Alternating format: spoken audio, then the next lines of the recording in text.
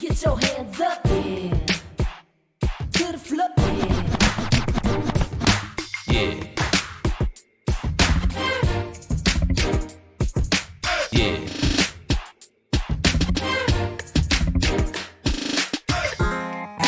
That's right.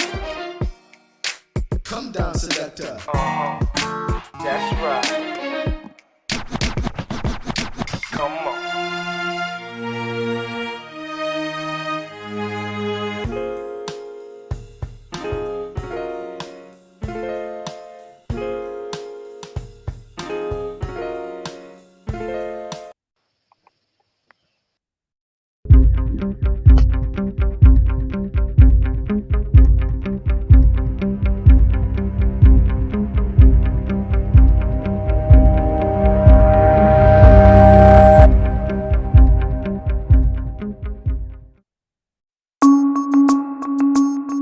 Derek Olivier had a choice. I said, look, what you want to do, college or go to the Army? Derek ultimately picked college.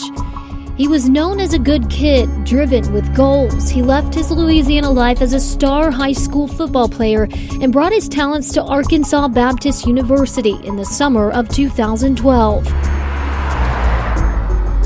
He was only there 3 months before his dreams of playing college football would shatter. The young man was just out having a good time. Derek stopped to help a group of men change a flat tire near campus that evening. Police say he was there for 1 minute, laughing, smiling, dancing. We have video, which I won't reveal, but you could clearly see that Derek had just arrived there. Next thing you know, the shots rang out and he was shot multiple times. Derek got the worst of it, while others were just grazed by bullets. But police say, sadly, Derek was not an intended target. Instead, he was in the wrong place at the wrong time, just helping a stranger when he could. Police call him innocent. Detective King believes the shooter missed their target. The suspect had walked up near the car Derek and the group of men were working on. He was there to retaliate. Some of the kids from the campus got mixed up with some drug dealers that actually lived nearby, and there was a robbery type event that went down, and the bad guys, I think, came back to retaliate. And still to this day, no one has been held accountable. No one will speak up. Every day I go take a nap in his room and I could hear him say, "Dad, to find out who did this." Derek's parents joined me on Zoom from Louisiana, where they plead for answers. The person shot him in the back, and they said when he stood up to turn around, they shot him in the chest. Their son took off to the school where he collapsed and where another student held his hand until help arrived. He told us that Derek had asked for his mom. Detectives have not released any suspect details, but say they have almost all the physical evidence they need in these case files. We have come a long way with good verifiable information. So like I said, we need that one small piece now, and we don't have it yet. Life for the Olivier family has been difficult. Once it's solved, we can start living our life again. But we haven't done that going on 9 years. Detective King is now retired but refuses to give up working Derek's case. He spends hours in the office with one goal, and that's closure. His plea now is to the community. He needs just one person to step up and say who did this. Hopefully that would enable us to solve this case within the next couple of weeks. Wow. So it could be weeks. Yes.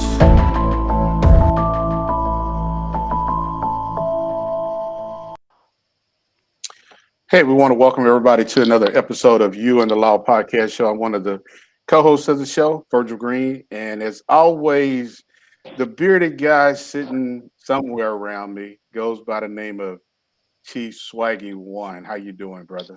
What's up, man? How you doing, man? Pretty good, man. We've got a great podcast show on, and we've got a guest, and that video that we just played is the mother of a young man that was killed in Little Rock back in 2012. So, Chief Humphrey, why don't you introduce our guest? Yeah, so to our listeners, good evening, good Thursday evenings. I have the honor of introducing Miss Alma Olivier. Miss Olivier is the mother of Derek Olivier. Can't hear y'all. Okay, hold on just a second. What about now? Can you hear us now? Can you hear us now? I can't hear We can hear you. in my drawer. So I got her on two. Let me try to switch this one off and switch her back on the other one. Can't hear y'all. What about now, Miss Olivier? Barely. She's saying she barely can hear us. Yeah, we can. I think she's got two screens.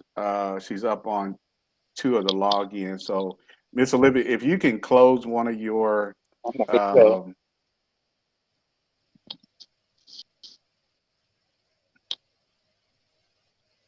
can't hear.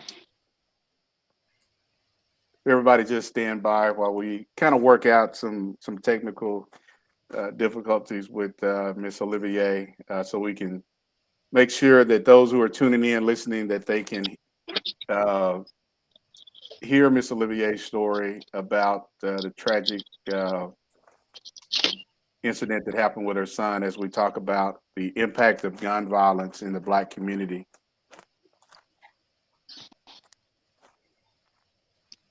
You know, and Keith, as we wait for Mrs. Olivier to kind of get everything, situated on her end, I don't think a lot of people realize what families have to deal with when a loved one is being killed by gun violence. I don't think so either, Virgil. We talked about that last week when we had Professor Davis on. And people don't think about the collateral damage.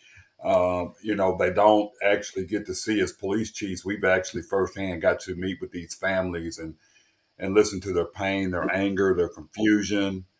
And even when an arrest is made, there'll never be closure.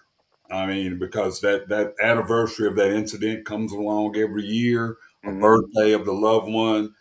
Yeah. And so it's never closure. When people say we get closure, I don't. I think that's very difficult to do. I think you can get you find answers, but each and every day something's going to remind you of your loved one.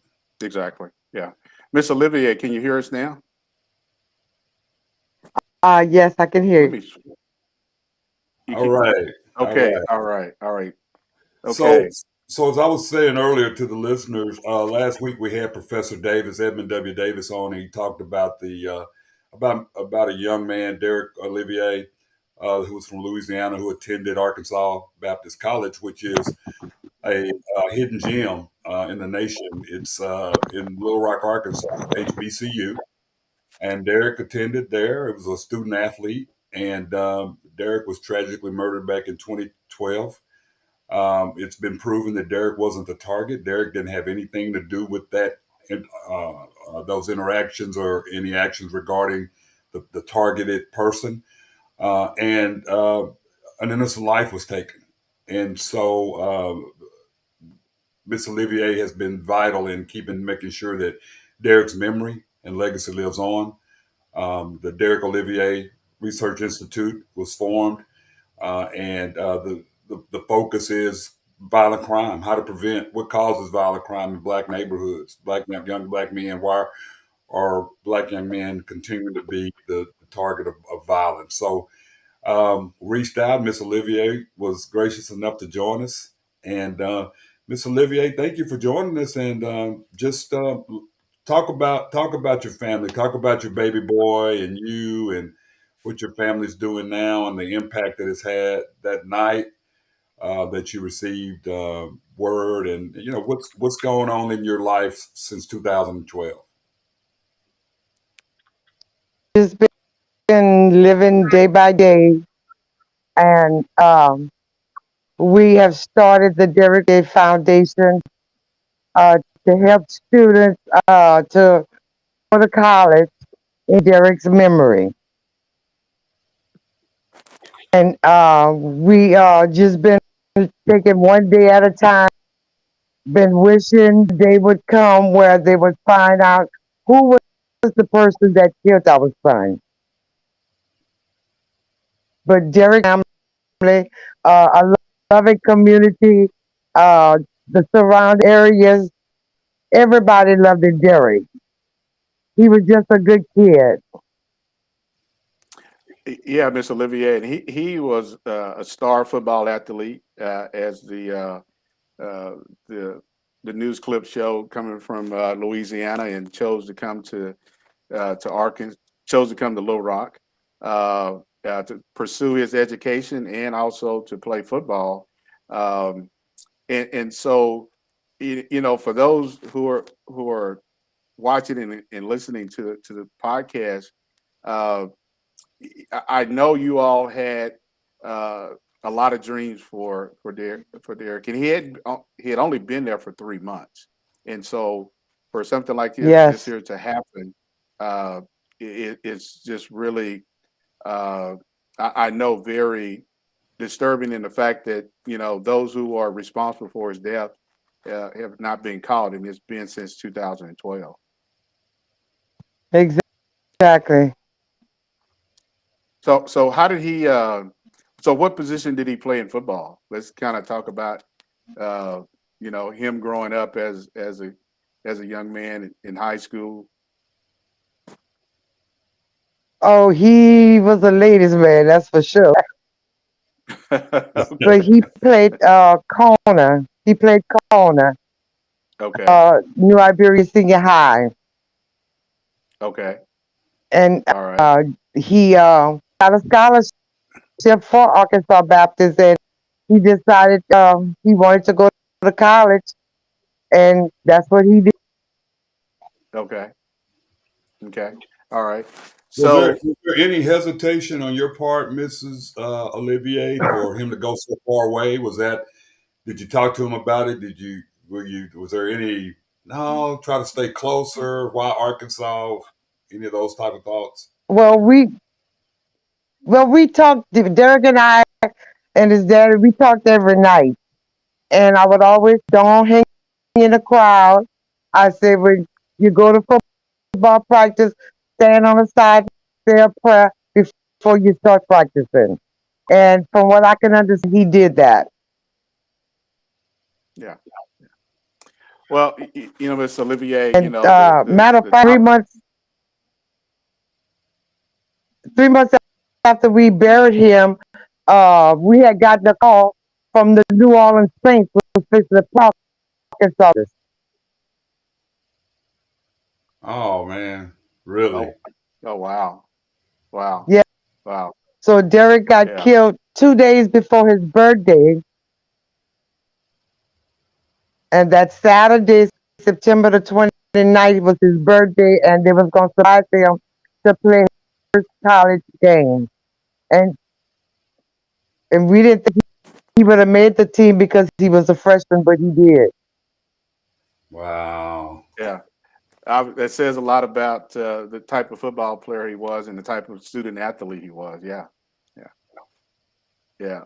So, Yes. Miss Olivier, and to those who are watching and listening to the podcast, our topic tonight is the impact of gun violence in the Black community.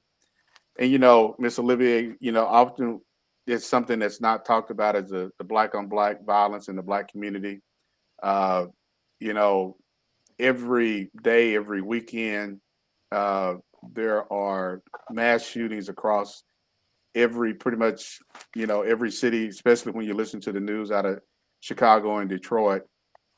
And nobody would ever think that, hey, you're going to send your son out to college in Little Rock, Arkansas, and just 3 months being on the campus that he would never come back home.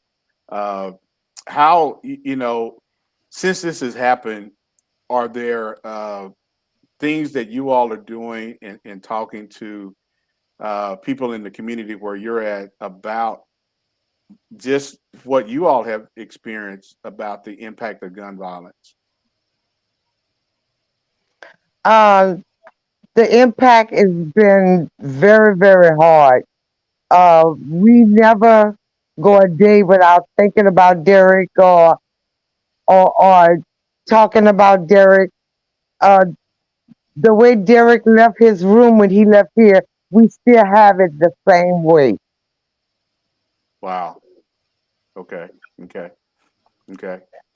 Well, Keith, Miss Olivier, and to those that are listening, I don't know if you ever seen this show, Keith. It's called Hardball. It Yeah. was huh? I have. It's a show that this guy takes a group of inner city kids and they're playing baseball, and the youngest one is too young to play on this baseball team, but he looks up to his brother, and so him and his brother, they're going back to the projects that they live in, and these guys come out, they're shooting at each other, and we just lost Miss Olivier. Hopefully we can get her back on. But just to watch that movie, and it's something that happens to families all the time, Keith, and the fact that his mom was real strong. And when I saw that, Keith, it reminded me of the podcast that we're having on with Miss Olivier about what this mother went through and what a mother went through in a movie, losing a kid that was only 10 years old. Virgil, I've never met, in my 30-some years of law enforcement, I've never met a mother that has not had a difficult time, that continues to fight for, learning who murdered their child, and also learning to, and also trying to put forth initiatives so that you reduce the chances that this happening to someone else. And so Miss Olivier is the epitome of that. The Olivier family is the epitome of that. Sometimes incidents occur and you have families that run away from the spot of where it occurred. The Oliviers don't do that. They run to it, focus on, okay, what can we do to prevent this from happening again? What can we do to educate young Black men in our community about gun violence? To have a research institute where it's ongoing research to try to determine why these tragic incidents are occurring. But like I said, this family didn't pull away from Arkansas Baptist. They're very attached to the school. The school's very attached to them. They've got an event going this weekend. Miss Olivier when Miss Olivier got on, she's cooking gumbo, large, big bowl. Scholarship dance. Talk about that, Miss Olivier. Well, we have our first fundraiser this year. We doing a pre-Father's Day / adult prom, and we give kids scholarship, like I said, every year for college or a trade school. We don't want the children that's going to trade school feeling, well, no, we're not leaving y'all out. We are too. So we go around, me and my husband, and we talk to these kids and let them know if they don't want to talk to their parents or their grandparents. Hey, we're. And I have a lot of kids that comes here and just sit down and tell me things, and I just tell them, look, keep praying, but if you feel you're not strong, come talk to me. I'm here every day. I'll be willing to sit down and talk to these kids, especially the young guys, and give them confidence. Going to prison and find out your talent when you could have did what you had to do on the outside and do what you have to do, work, get you a good job, make you some good money. So we try in our community to help these kids, these young men and the girls too, and let them know, hey, we here.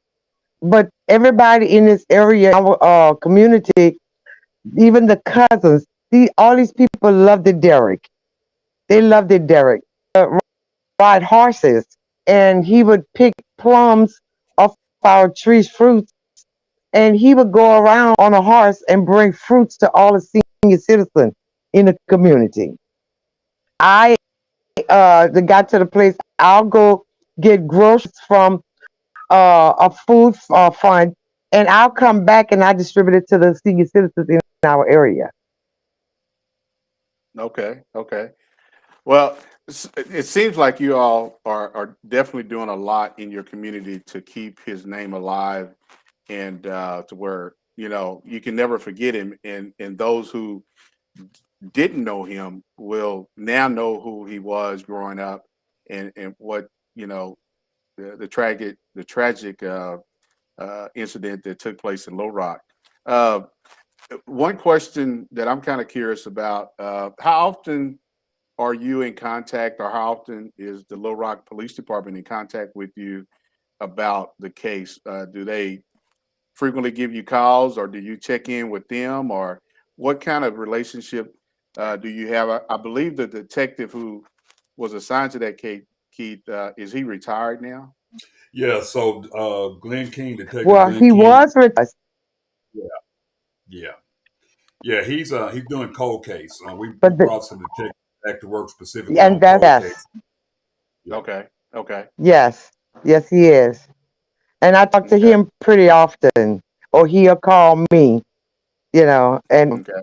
he told me that they have had like several witnesses and then gave statements, and the prosecutor feel, well, okay, but that's not enough. We need more than that. I mean, Hmm. I can't understand why you can't get these witnesses in. Why can't you help detectives do their job? Because Derek case really and truly, I feel in my heart should have been solved within a year. Did have been solved. I have a cousin is an FBI agent, and she wanted to come to Little Rock to come and help, and they denied her for coming. We have police officers, we have lieutenants, we have students, we have detectives, and they can't understand why they can't come out there to help, solve Derek's case. I think this is too long. I mean, I could have solved Derek's case probably within a year. That's how simple Yeah. the case was. Mhm. But we even So what kind? that was there at the time of the shooting was going on, and the minister, he lied. He saw the guy who shot Derek. He saw the guy with the gun, and he is a man of God, and he lied.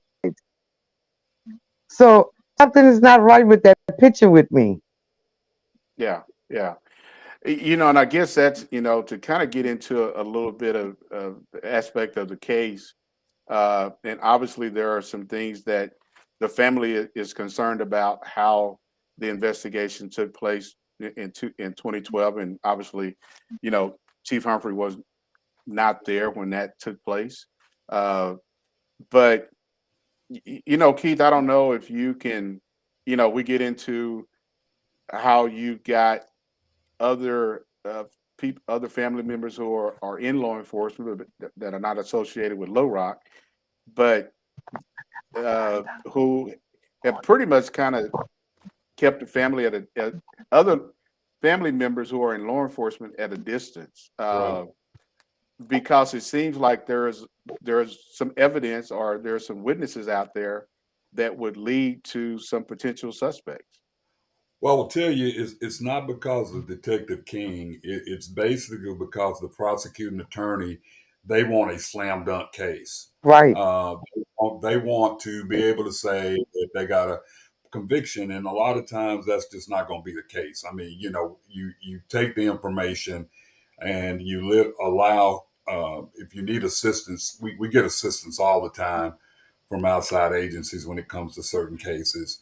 But this is going to fall back on the prosecuting attorney because of at that time, based on the fact that they just don't think they have enough to accept the case, or they're not willing to accept it unless they can have a guarantee that they can get a conviction or at least a confession. And that's not fair to the Olivier family. When you do have something, That's when you right. present something, that's very unfair to them.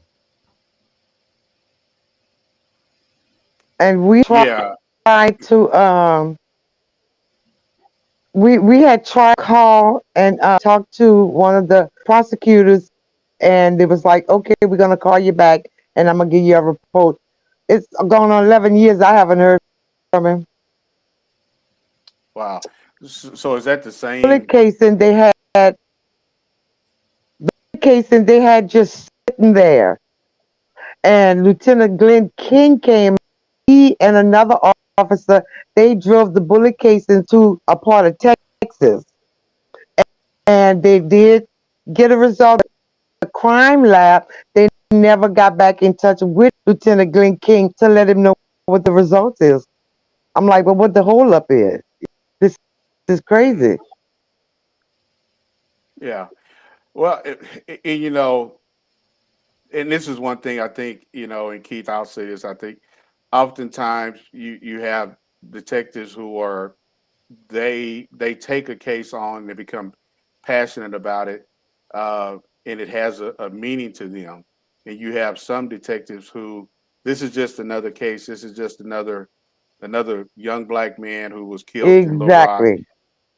We'll move on to the next case because there's going to be another case, Right. and the mom, the mothers, and the fathers they call, and now detectives are ignoring them because you know this reminds me of another town in Little Rock in well not too far from Little Rock up in Pine Bluff, where Pine Bluff has had numerous of homicides and was actually featured on one of the national news because family members were so upset with the police department and the lack of information that they were talking to the parents about.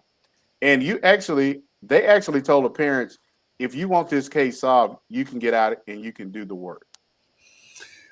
So I think one of the biggest things that I want the listeners to understand, the biggest inspiration for a police detective is having that amazing relationship with the family of that victim, that open dialogue and allowing them to know, because a family has a right to know that you're at least trying.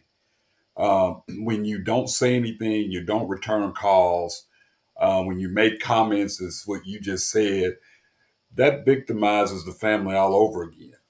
You're Yeah. basically telling this family it's your fault, that you're a bother. I got better things to do. And so that's why it takes a special person to work in a homicide unit. And Glenn King is that person. You have to be empathetic. That's You right. have to be open. You have to be willing to make yourself part of that family. Let's just face it. I mean, when you become a homicide detective, you gotta absorb yourself into that family when something like this happens. I know that things continue to go on and on and on, but you do have that responsibility to at least once a week, once a month, something reach out to each one of those families, even if the case has been solved, and just check and say, hey, how are you doing? That makes a big difference. Miss Olivier, man, I want to ask you a question. Take us back to that night. Where were you at when you received the phone call? What were you doing? I was home, and my husband, he had left, went to the high school football, and Derek called me. He was like, Mama, what you doing? I said, watching TV. He said, where my daddy? I said, your daddy went to the game at Nish. So he said, okay. He said, well, look, I love it. I said, all right. We hung up. And then and about, matter of fact, parent called and told me that, oh, she said, you standing up or you sitting down? I'm like, okay, what's the matter? I said, what's up? Oh, I don't know for sure, but I heard Derek just got shot. I said, I just talked to Derek. She said back. So that's when later on I thought about Mr. Dunn, Roger Dunn. I called him and I asked him, not a type of person to panic. I've worked in the hospital all my life, so I don't panic.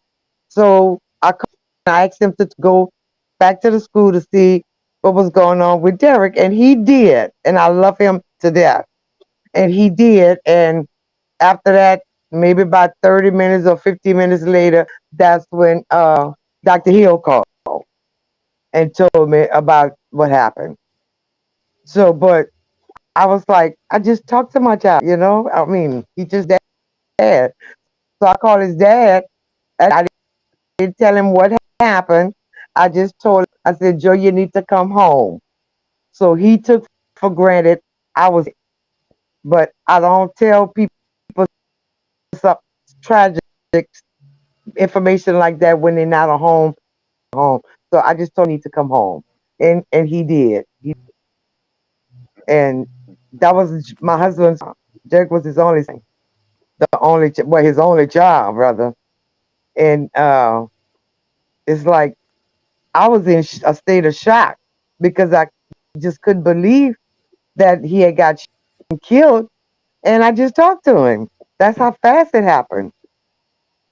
And we're talking about a good kid, so I just want to paint the picture. We're not talking about, if you Yes, missed the first of the show, we're not talking about a kid that had been in trouble, a kid that was running away from something when he went to Arkansas. We're talking about a good kid, and so um, you know, and you said something really interesting that you had just talk to your baby, and you just never know.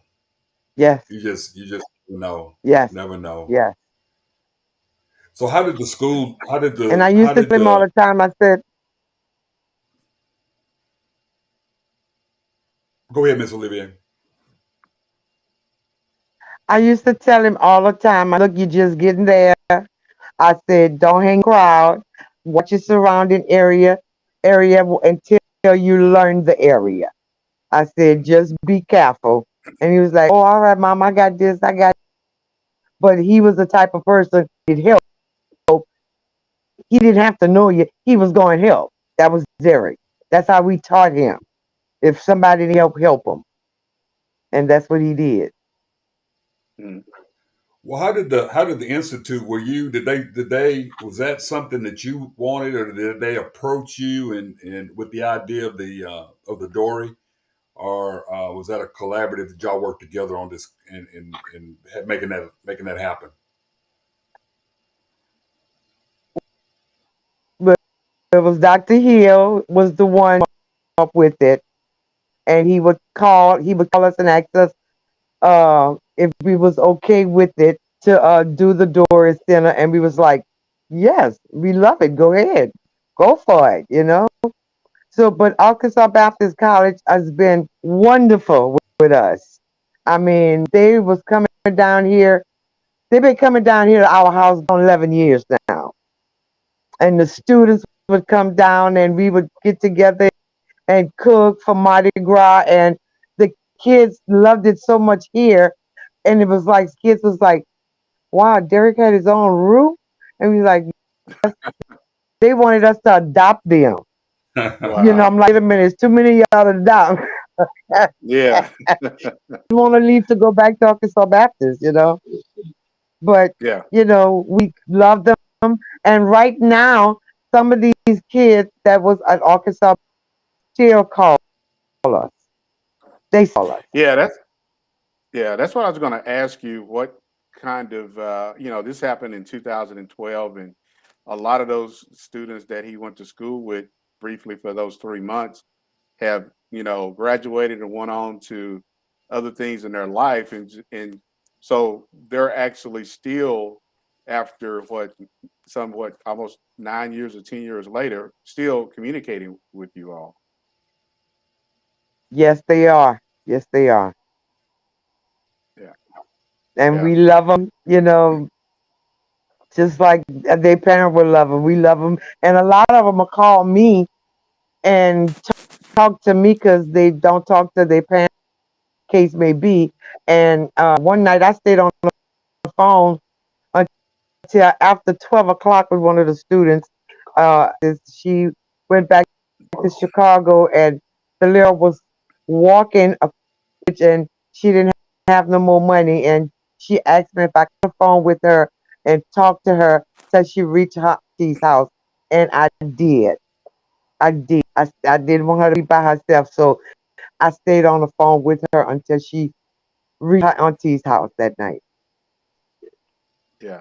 Well, Miss Olivier, just kind of touching back on how the news media has covered this or since 2012, because once again, we know in the Black community, with so many different tragic incidents happen surrounding gun violence, it gets lost in the news media.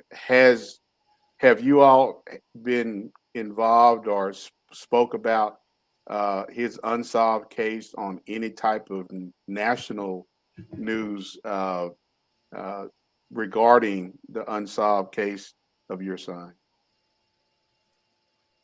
No, we haven't. No, we haven't. Well, and Keith, Keith and Miss Olivier, and to those that are listening, it kind of the reason I asked that question because obviously, unless a reporter feels that it's a story that they want to feature or carry, uh, these things don't. Uh, the death of a young black male does not get into the news, and it reminds me of the incident where the husband shot and killed his wife and son, and that was all over the news. Yeah, you got the death of a man who killed his wife and traveled across the country. That's all over the news. But the death of an outstanding high school athlete coming out of Louisiana, going to Arkansas, only been on the campus for 3 months, and it only gets local news attention. And so, I For so guess, long, for only so long. When you talk about attention, there's that 48-hour span yeah, that it gets attention, uh, and then we move on to something else. yeah, but even with the unsolved cases, you see other uh, families who are featured on the news about unsolved cases. So, uh, again, this is something that to me that the black community really, black leaders in the community or black news organizations should really um, get behind and feature and support families like the Oliviers and all the others who are still waiting for answers. Keith. Well, Miss Olivier, maybe this is something that you and your family and those of families of those who've been tragically killed. I really believe there needs to be some type of, we talk about departments having cold case units. Little Rock's one. When I was in Norman, they had one. A lot of departments, but there's smaller departments that don't have them. And so when you are looking for other departments to take that information, they've got their uh, they've got their backlog of cases and things too. But there needs to be some type of network to where, these cases stay open constantly, where there's something, if, you know, everybody remembers something differently. So what I may not have remembered 10 years ago, I might remember today, Exactly. or maybe someone say something that might be of importance. And so we've got to figure out a way to the victims' families in these cold cases.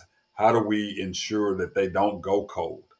I've even had detectives tell people that, well, this is going to be a cold case because nobody's willing to talk. Well, nobody wants to hear that. No family member wants to hear that Right, basically that you're right. not putting in work or we've already categorized this as a cold case. So, to me, that's sort of like, don't call me, we'll call you.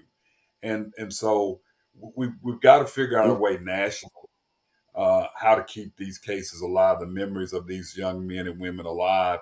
and how to keep the families informed. To the point that they don't feel like they're a burden on the police department. Citizens should never feel that they're a burden to an organization. At the end of the day, the only reason that you know the police department is because it was a tragedy in your family, and so because of that tragedy, you need to extend the police department needs to be very open and very receptive of those families, because that's what we do. That's our job. And so we've got to figure out a way to work on that, to ensure that these cases do not go cold. But I know the situation in this That's situation. exactly You true. just got a prosecuting attorney that doesn't feel as though he has enough to win a case. And sometimes it's not about always winning. It's about, let's get this thing. You're not going to always win, but you got to at least try. Yeah, yeah. So, Keith, being the former police chief in Little Rock,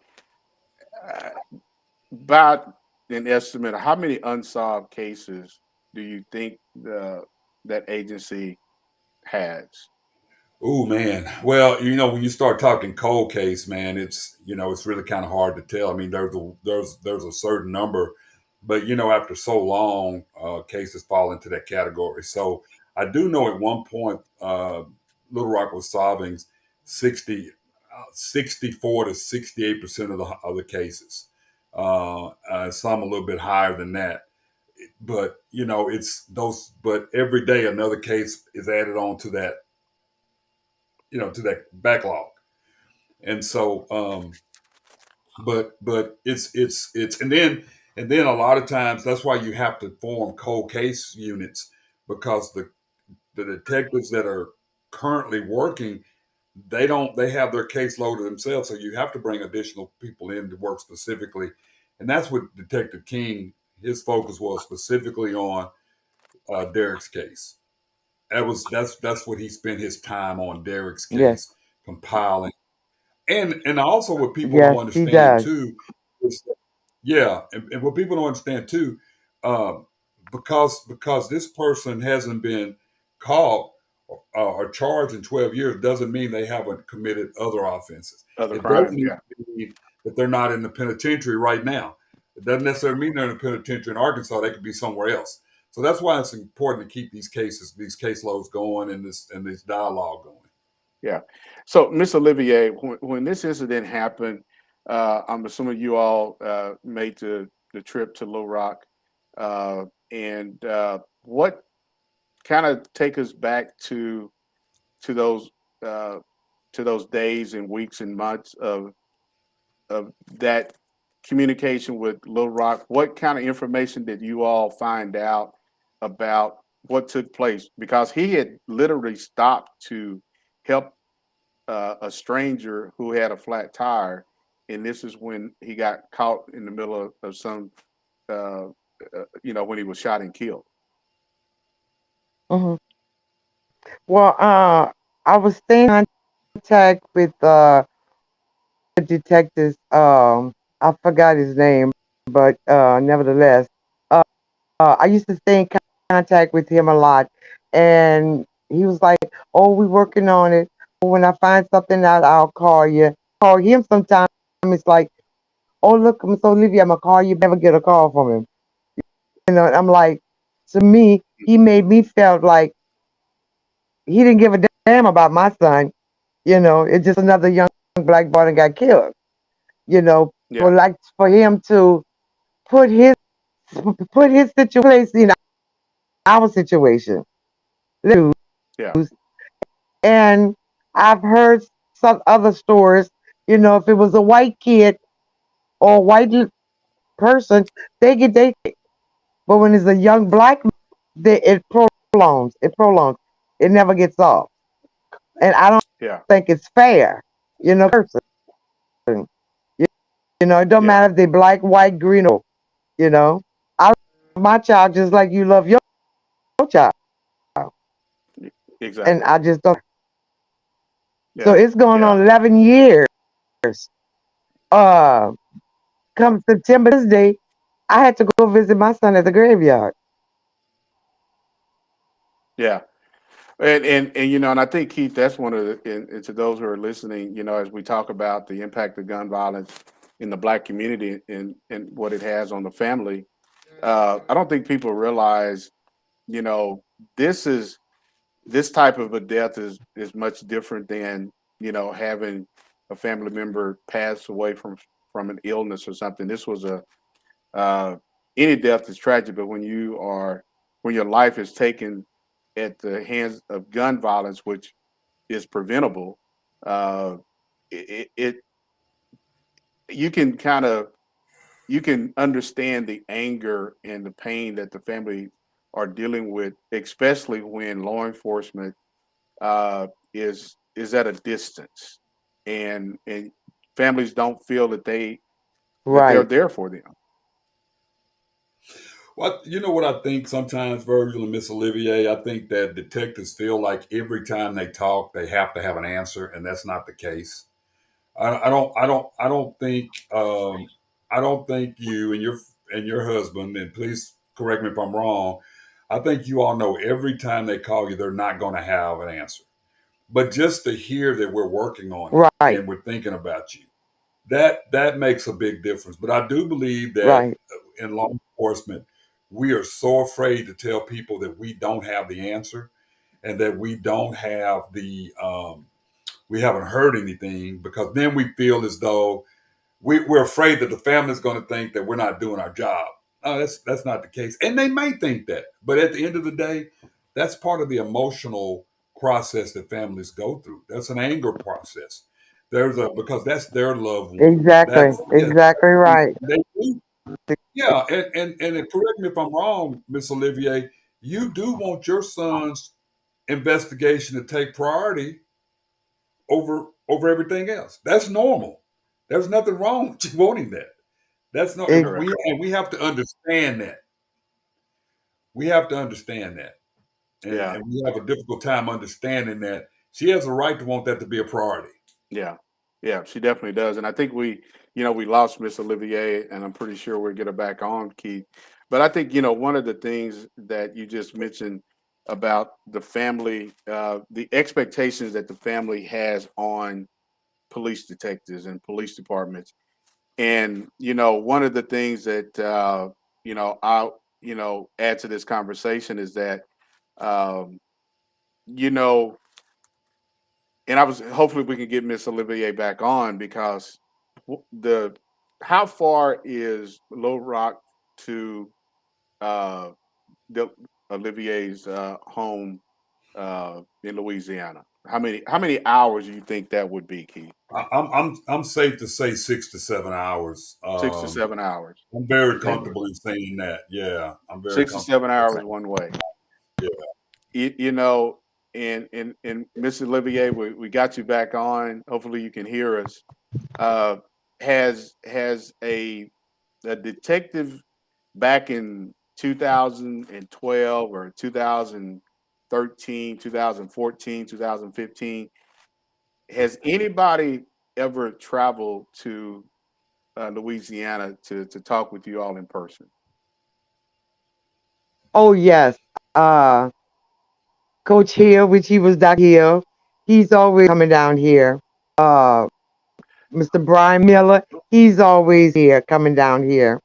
Uh, Well, yeah, who I else? mean from the police department. Evan Has Davis. anybody?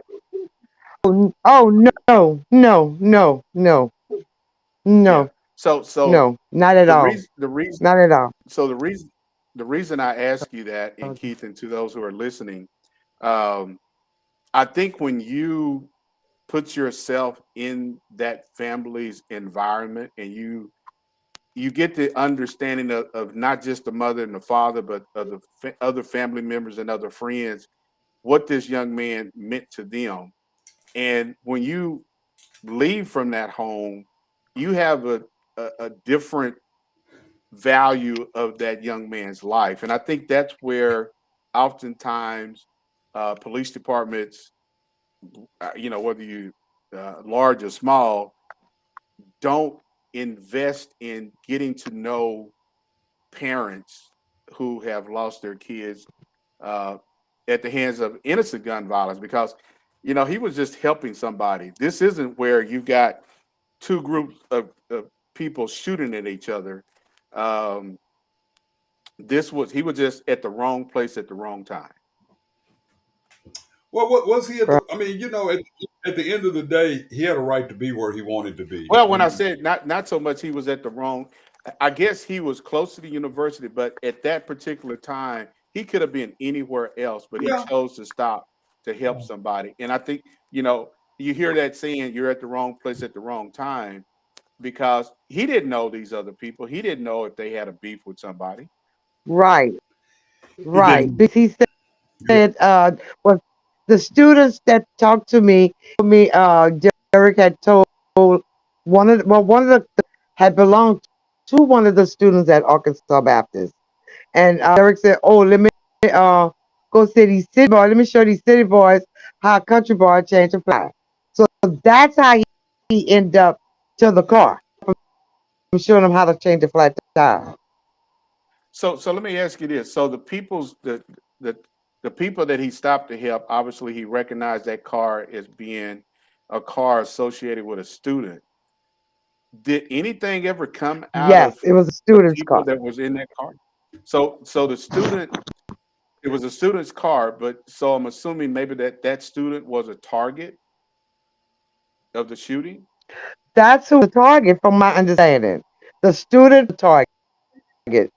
Uh, and from what I the student and the guy who did the shooting, the guy was coming on campus at the student's dorm room. So that's how the student and the guy got hooked up.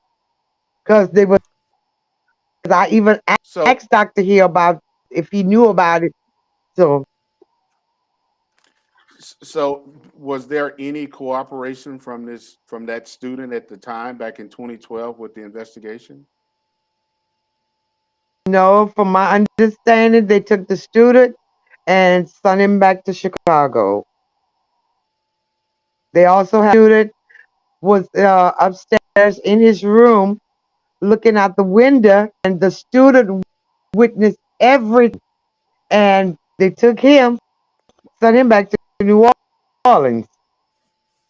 So years passed, I found out the student told Dr. Hill, "Oh, I saw everything, but I was scared to say anything because I tried to retaliate on me."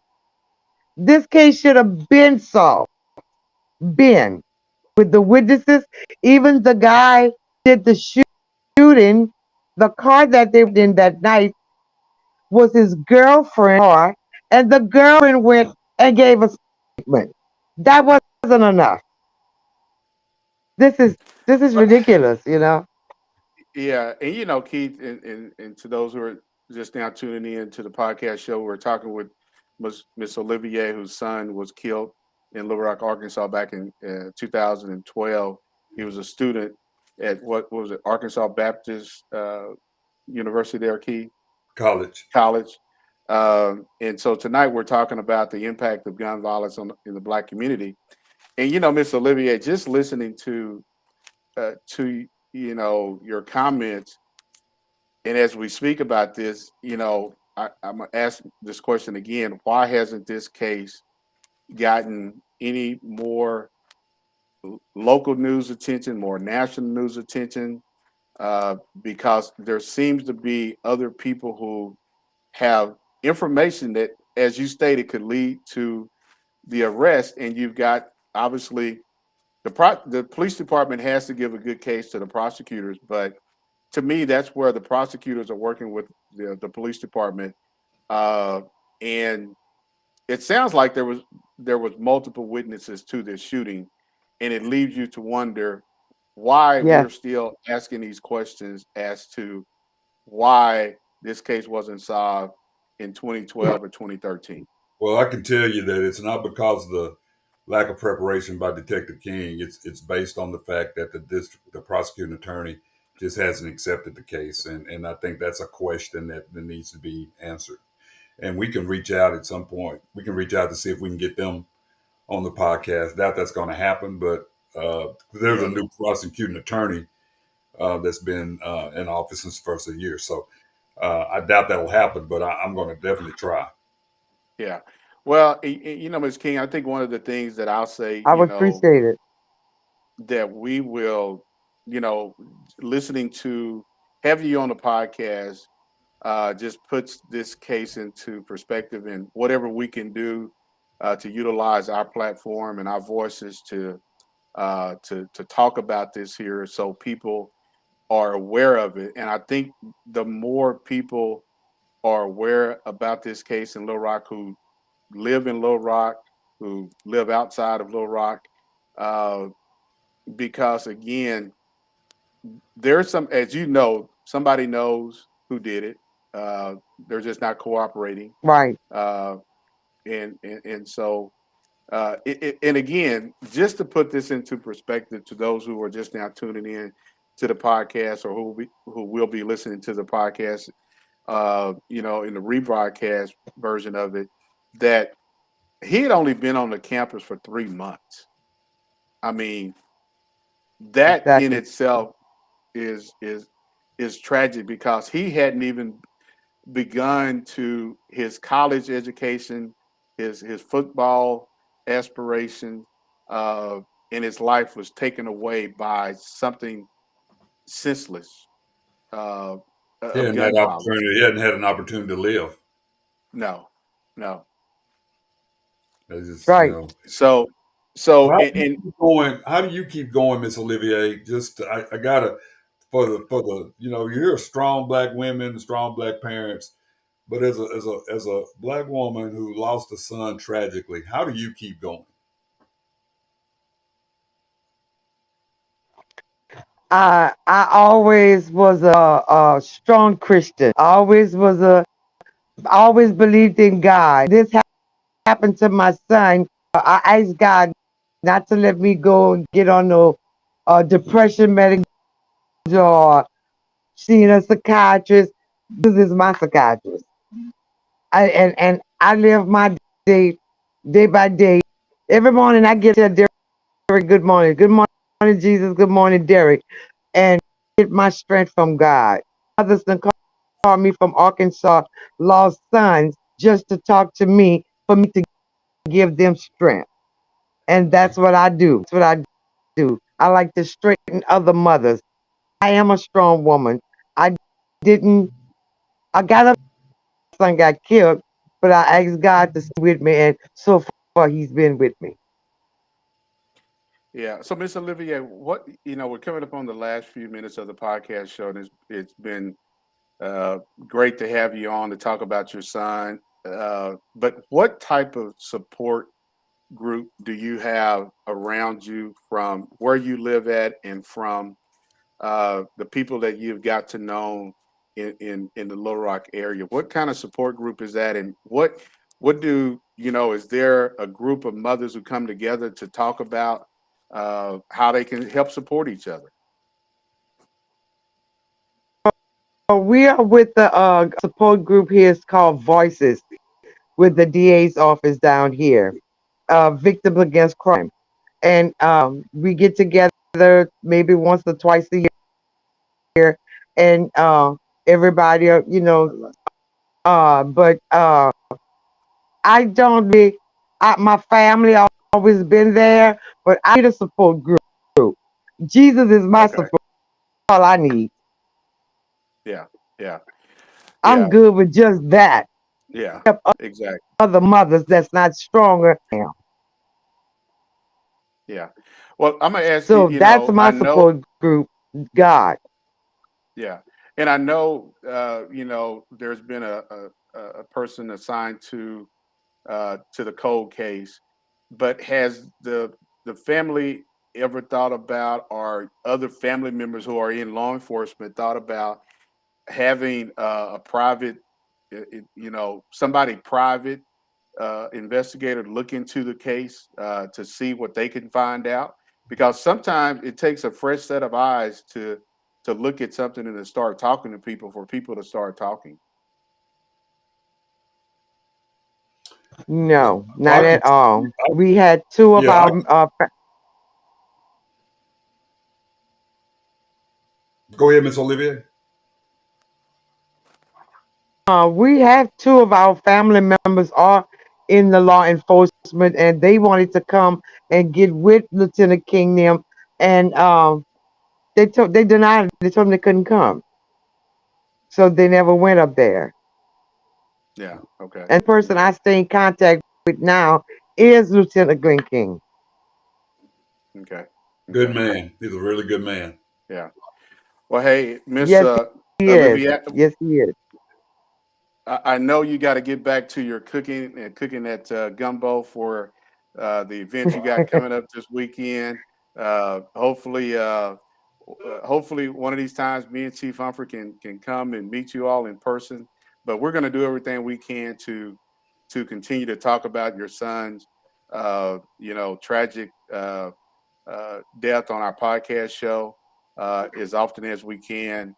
Okay. And hopefully somebody out there will listen and talk to somebody who will come forward with some and talk to some investigators. Sounds wonderful. But I would love to have you guys come down. Well, he doesn't eat seafood, so I don't know what he's talking about coming down eating. He don't eat seafood. So I will. I'll eat what he doesn't eat. But Miss Olivier also sounds good. We will. You have my number, and if you have any questions, I have some contacts still there at the police department that could, provide some information or whatever. But I'm here 24/7 also if you need anything. Thank you so much. You're welcome. Well, hey, everybody, we want to thank you for tuning in to another episode of You and the Law Podcast Show. And make sure that if you are following us on Facebook, go to our Facebook page, like us on Facebook, follow us on Twitter, download the Spotify app, the Anchor app, and subscribe to the podcast show. And Miss Olivier, tell your family and friends there in Louisiana to check us out on our podcast show. And we love to have new listeners join us on our podcast show. I sure will. But we will, hopefully we can get you back on again and talk more with you.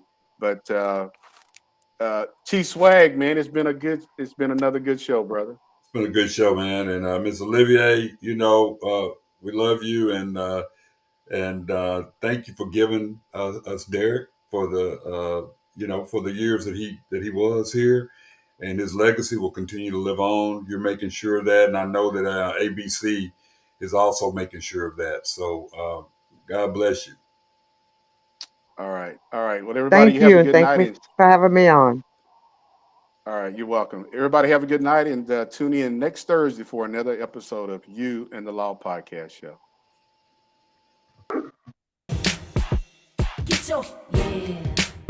Get your hands up, to